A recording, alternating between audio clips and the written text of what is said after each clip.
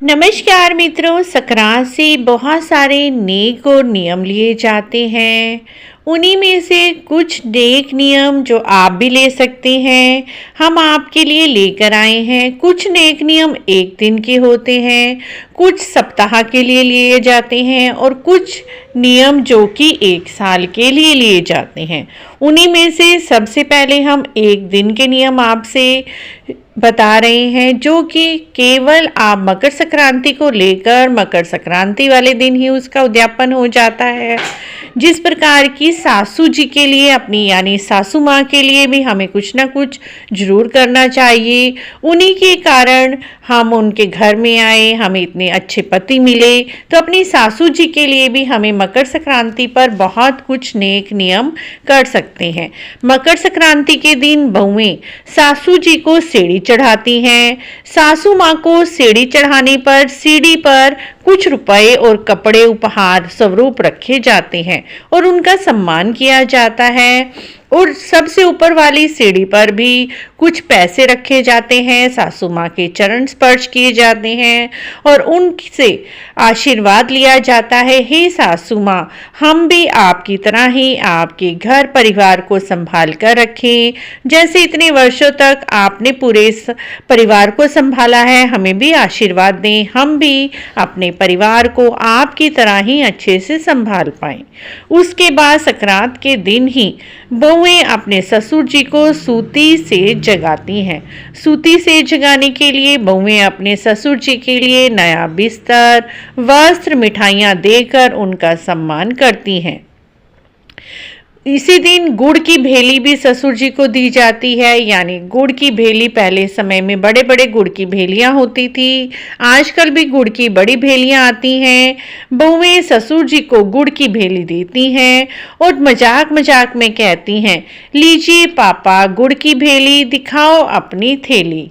यानी अपनी तिजोरी दिखाइए पापा जी और ये गुड़ की भेली लीजिए। इसी तरह से हमारा संबंध मीठा मीठा बना रहे अपने सास ससुर के लिए, इसीलिए गुड़ की भेली सास ससुर को भेंट स्वरूप दी जाती है। उसी नेक में आता है अपनी सासू माँ को मेवा और मठरी देना। मेवा मठरी देने का मतलब है अपनी सासू को तरह तरह के फल मेवे देना, काजू, बादाम, पिस्ता, अखरोट, छुआरे आदि देती हैं और कहती हैं, लीजिए मम्मी मठरी, दिखाओ अपनी गठड़ी। ये भी बहुत ही मीठा और प्यारा संबंध दर्शाता है, सास बहू का रिश्ता दर्शाता है। उसी तरह से पति के लिए भी बहुत सारे नेक होते हैं। पत्नियां अपने पति को छुआरे देती हैं और कहती हैं, लो सैया जी छुआरे, सदा रहो हमारे। इसमें भी पति पत्नी का प्यार झलकता है। उसी तरह देवर का रिश्ता भी बड़ा पवित्र होता है और देवर को भाभी बादाम देती हैं। भाभी छलनी में देवर को बादाम रखकर देती हैं और कहती हैं, लो देवर जी बादाम, सदा रहो हमारे गुलाम।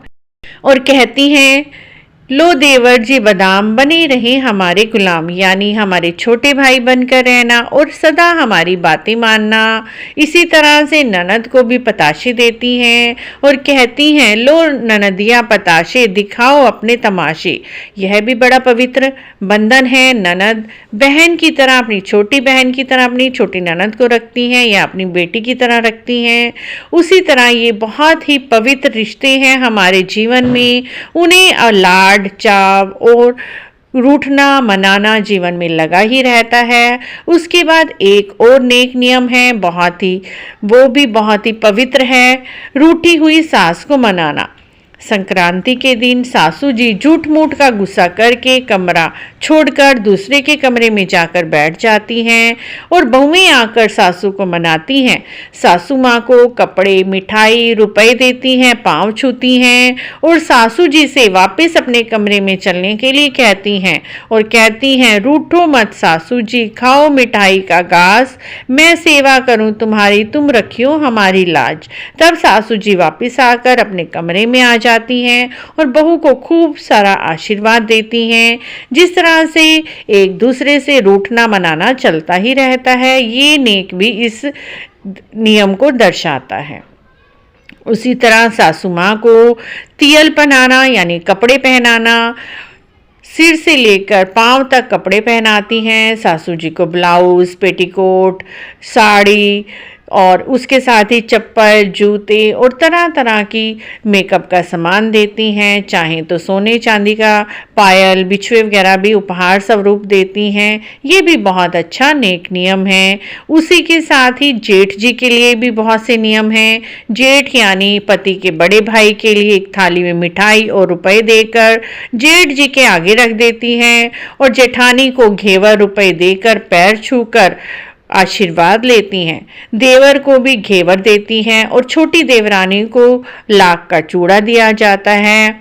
खूंटी चीर भी बहुत अच्छा नेक नियम है। इसमें भाभियां अपनी ननद के कपड़े खूंटी पर टांग देती हैं।